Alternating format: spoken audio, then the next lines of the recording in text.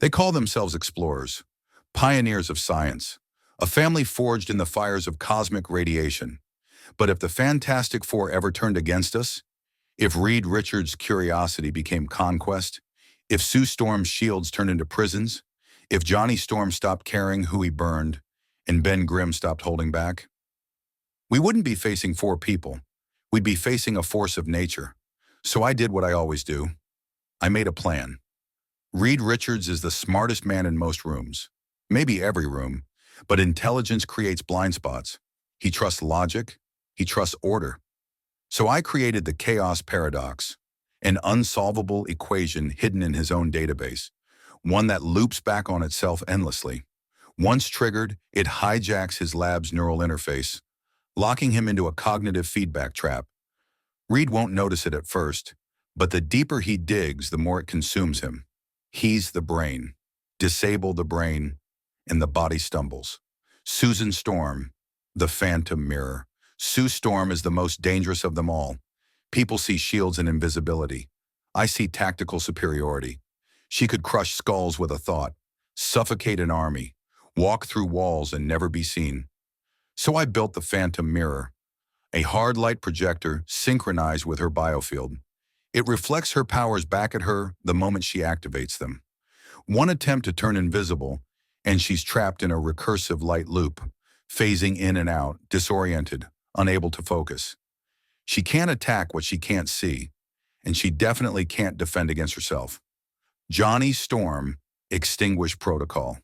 Johnny Storm is a living supernova, but fire needs oxygen. Fire needs fuel. Fire needs control. I developed a specialized aerosol, Project Eclipse. Released from drones, it's a synthetic compound that absorbs ambient heat and forms a vacuum bubble around his flame.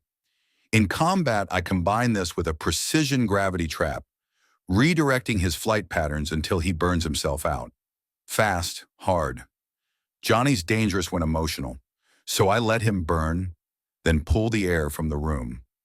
Ben Grimm cracks in the thing. Ben Grimm is heart and fists. You can't outpunch him.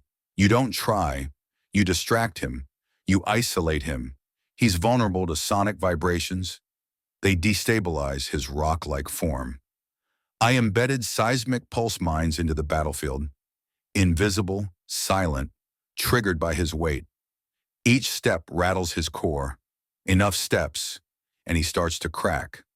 Then I play a final card. Alicia Masters. Not to harm her, just her voice. A pre-recorded message reminding him who he really is. Ben's not a monster. He's a man, and men can feel pain. Final phase. Divide the family. The Fantastic Four are strongest when they're together. That's their power. That's their weakness. So I built a separation field, a dimensional prism that isolates each of them in pocket realities tuned to their own fears. For Reed, a world with no answers. For Sue, silence where she's invisible even to those she loves. For Johnny, eternal darkness where his flame won't ignite. For Ben, isolation, with no one to remind him he's more than stone. I don't enjoy deploying this. They're heroes, good ones. But if they ever forget who they are, I'll be ready to remind them. It's never personal. But when gods and geniuses lose their way, someone has to be the failsafe.